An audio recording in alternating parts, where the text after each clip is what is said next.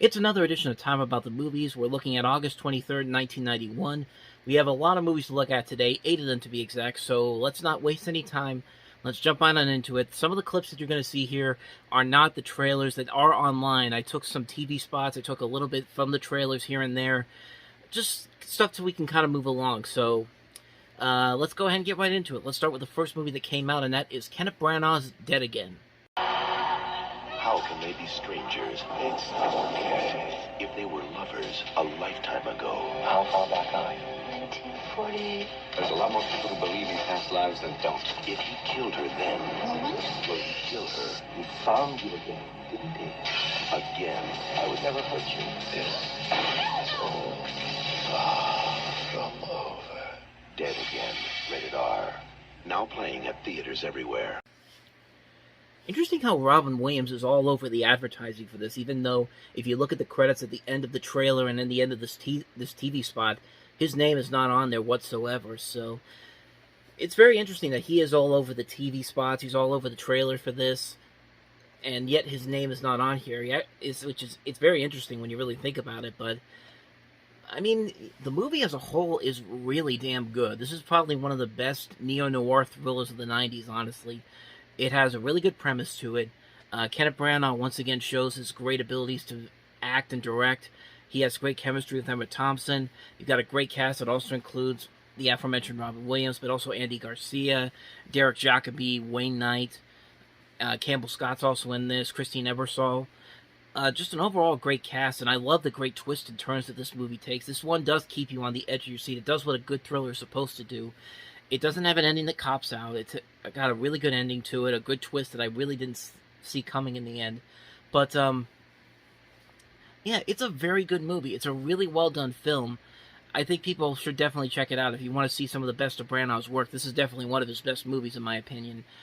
Dead Again. So, with that said, let's go ahead and move on to the next movie, and that is Mickey Rourke and Don Johnson in Harley Davidson and the Marlboro Man.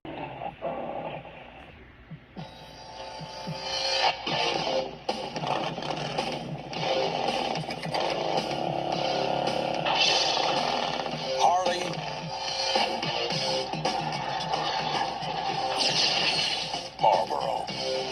If you want to ride their road, you gotta know the rules. Never play cowboy. School's out, boys. In a room full of Indians. It's better to be dead and cool than alive and uncool. Never go into a bar I can't watch this. unless you're willing to get smashed. You're doing pretty good under there.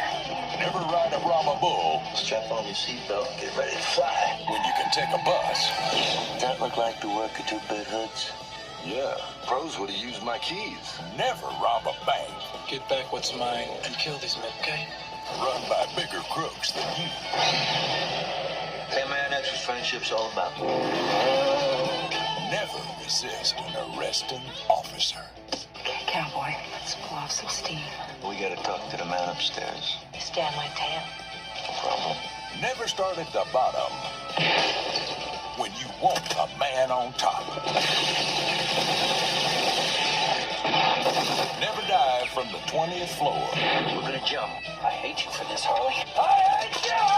unless the pool is full. You guys are a piece of work. Mickey Rourke, Don Johnson, Harley Davidson, and the Marlboro Man.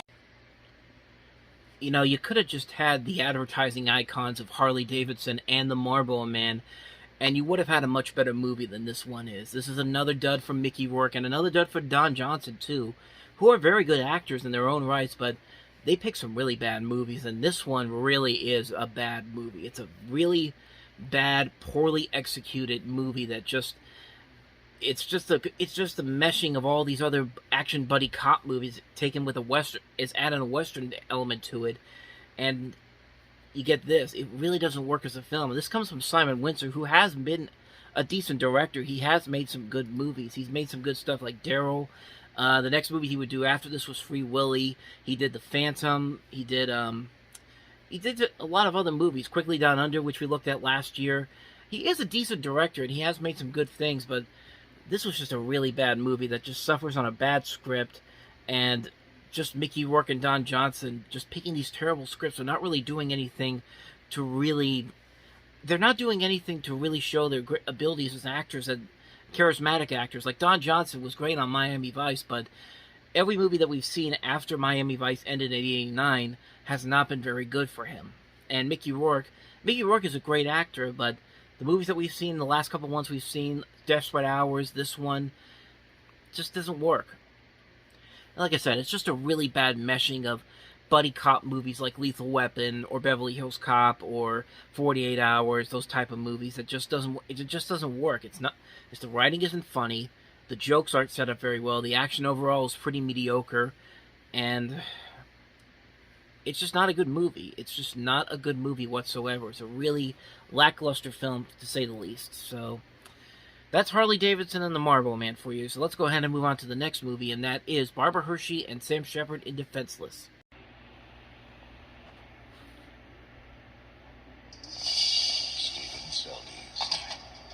Businessman, family man. Hi. Counselor? Everyone who knew him, Stephen?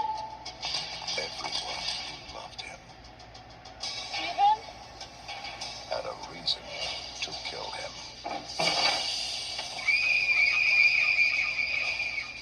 Now, his problems are over. Hers have just begun. He was my client. And how did he die? Unwillingly? Hello? Who is this? Who is this? Who killed Stephen Seldes? It could have been anybody. I want names. What do these circumstances lead you to conclude? That Mr. Seldes knows the person who killed him. His faithful wife. I am pleading guilty, and nothing you can say or do is going to change that. Who are you protecting? No one. You're lying. You were sleeping with her husband, so what? His adoring daughter. The night your dad died, where were you? He didn't die, he was murdered. Where were you? An angry father.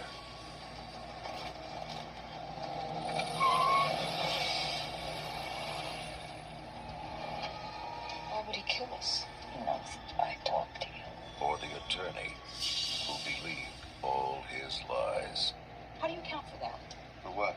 That a man would allow himself to be struck with a deadly instrument 18 times without defending himself. Jeez, the guy's dead. Let him be. Someone's lying. You cannot do this. I forbid it. Nobody knew anything about Stephen. Did you?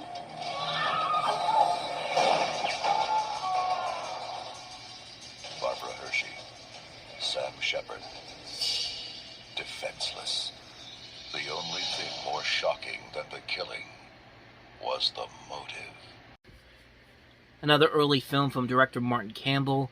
And Martin Campbell has been a good director, but really, I think GoldenEye was the start of that good trend that he was on, because he did stuff like GoldenEye, The Mask of Zorro, Vertical Limits, Casino Royale, Edge of Darkness, those movies that come after that. We're still kind of in the midst of those mediocre movies that he did, and this is definitely a very mediocre movie. That trailer just packs on so much story that you can kind of figure out you kind of have a good idea of what the twist is going to be, and it just doesn't. It's one of those movies that really does feel like a generic TV movie of the week type of thing. It just doesn't work. It's a movie that has a good amount of people in there, so great people in the cast, but just the script overall is very generic, very mediocre, and like I said, it just feels like a TV movie of the week, like you'd see on Lifetime. This isn't even good enough to be a CBS or NBC movie of the week. This is something you'd see on Lifetime, and it's not even that good. So yeah, that's my thoughts on Defenseless. So let's go ahead and move on to the next movie, and that is True Identity. Pictures. Actor Miles Pope is the man of 1,000 faces. And a mob wants all of them whacked. I gotta disappear now. But if he wants to save his skin, you make me look like Wayne Newton. He'll have to give the performance of a lifetime. Frankie, salute. I know who I am, and it's not Ward Cleaver. True Identity. That's it. What it is. Right on, baby. Rated R. Well, you certainly couldn't make that movie today. I mean, wow, they really went there. Huh? It's like imagine a reversal of Soul Man, except there wasn't anything even remotely funny about it. I mean, not to say that Soul Man was not that funny, but at least Soul Man was at least trying. I'm talking about the one from '86, but even that movie is still very much out of date. And this movie just, oh boy, I feel bad for that actor, Lenny Henry. It felt like it kind of killed his career, honestly. Although I am reading that he looked back on and he said when he went to do this movie in '91, America wanted their very own Richard Pryor. They didn't need him to pretending to be Richard Pryor, so he had to rethink his career after this. So I guess he did kind of look at this and say, wow, this really hurt my career, honestly. And I mean, he has had a decent career since then. I've been looking at his stuff right here and the stuff he's been in. He's been in a couple of the Harry Potter movies, Prisoner of Azkaban. He was in Penelope. He's in that new Lord of the Rings series that's coming up pretty soon on Amazon. So his career has at least taken a rebound since then. So that's a good thing.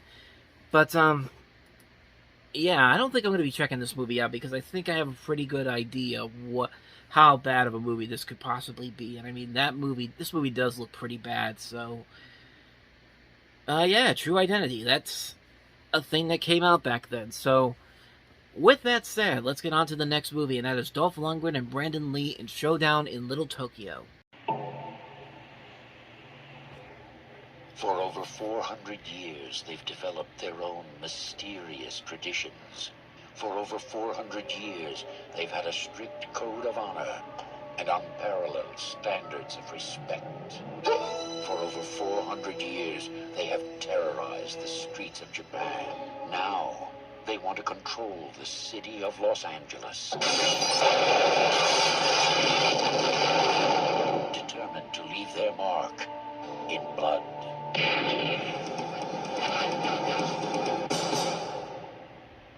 Dolph Lundgren and Brandon Lee are ready for a showdown in Little Tokyo.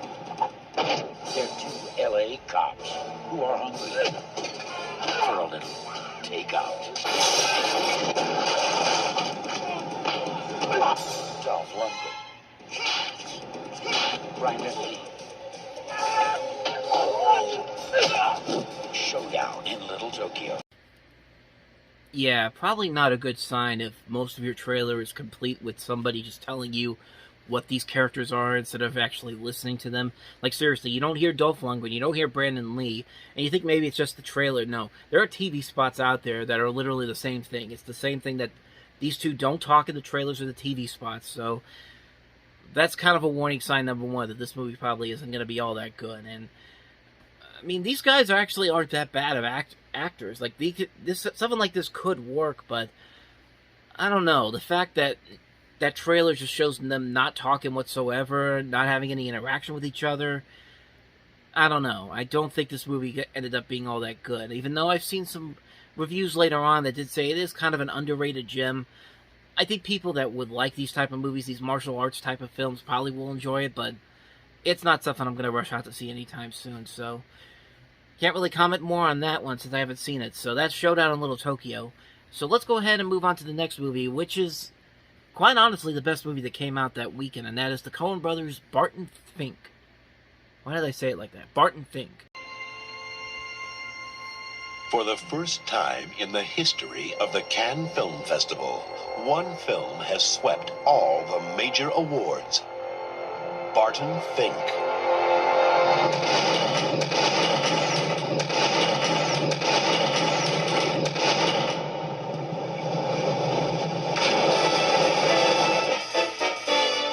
Welcome to Los Angeles, Mr. Fink. Excuse me? Howdy, neighbor. Are you a writer, Mr. Fink? Actually, I'm writing for the pictures now. Oh, it's an exciting time now. Is that him? Is that Barton Fink? Say whatever the hell you want. The writer is king here at Capitol Pictures. We're only interested in one thing. Can you tell a story, Bond? Can you make us want to break out? Enjoy a song. Is that more than one thing? Okay. Devil in a canvas, 12 apple, take one.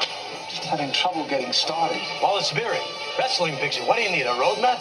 We all need understanding, Barton. Oh, you'll lick this picture business, believe me. You got a head on your shoulders. And what is it they say? Where there's a head, there's hope. 'Cause you don't listen! I'm a writer. Look upon me! film by Joel and Ethan Coen.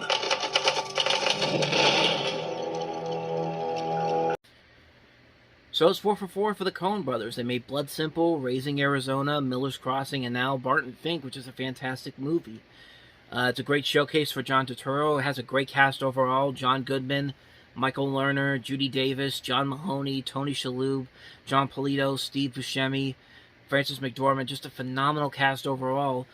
And it is the Coen brothers doing what the Coen brothers do so well. They create these weird, sick, twisted elements of black comedy mixed in with some great thriller aspects, mixed in with a film noir, horror film, just everything in here but the kitchen sink. And this is notable for being one of the early films that Roger Deakins worked with them on, because of course Barry Sonnenfeld, the previous cinematographer, went on to work on the Addams Family movie as a director. So in comes Roger Deakins, and what more do you have to say about his great works? This is another great cinematically film for him.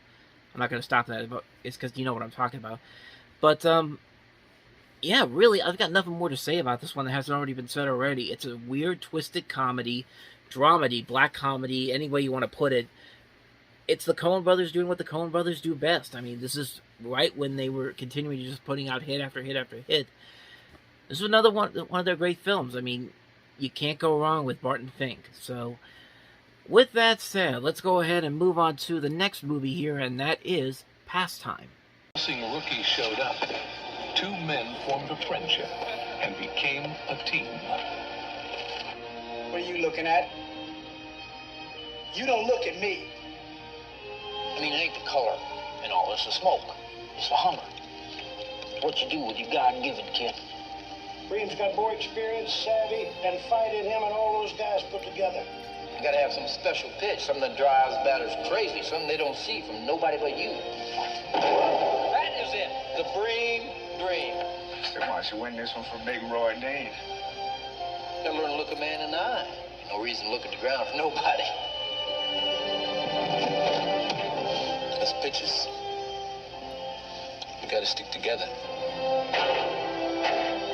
Before there were lights at Wrigley Field, salary arbitration, or George Steinbrenner, an over-the-hill pitcher, and a talented rookie teamed up to play for the love of the game.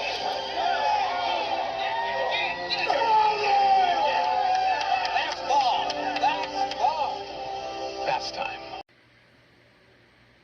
I mean, every generic baseball movie that you've ever seen is pretty much in this movie. I mean, really, there's nothing more to really say about this one, but, yeah, it's pretty much every baseball movie you've ever seen. I mean, all the cliches are there. There's nothing really all that exciting story-wise or acting-wise. Everybody's doing the best with what they have to work with. But, yeah, I really got nothing to say here about this one. I mean, this is just pretty much every baseball movie you've ever seen, except not as good or as enjoyable. I mean, somebody might like it out there, but I certainly didn't. So, yeah, that's Pastime. I literally don't have anything else to say. I mean, this looks like pretty much every single baseball movie ever made, so I've got nothing else to say here. So let's go ahead and move on to the last film that we have here, and that is Naked Tango.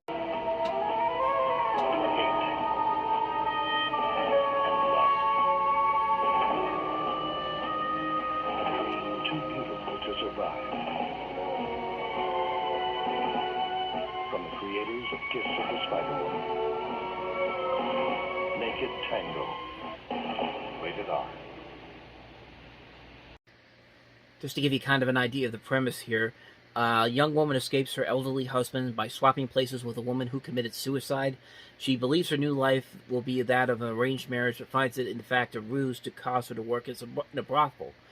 The film plays the association of a tango with brothels and clearly alludes to the practices of the Zwi Miguel, white slavery and prostitution ring that was active in Buenos Aires early in the 20th century and was dissolved thanks to Raquel Lieberman. So you've got Vincent D'Onofrio, Matilda May, Fernando Rey, and Isai Morales in the cast here.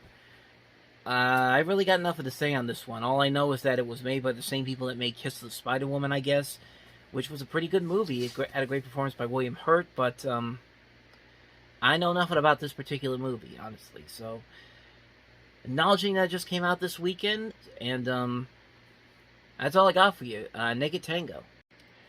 And so on that note, we wrap up another edition of Time About the Movies. Next time we meet, we wrap up the month of August with 3 movies: Child's Play 3, Beastmaster 2 Through the Portal of Time, and The Poet Must Die. I've not seen any of those movies, so it should be a rather short one next time around, unfortunately.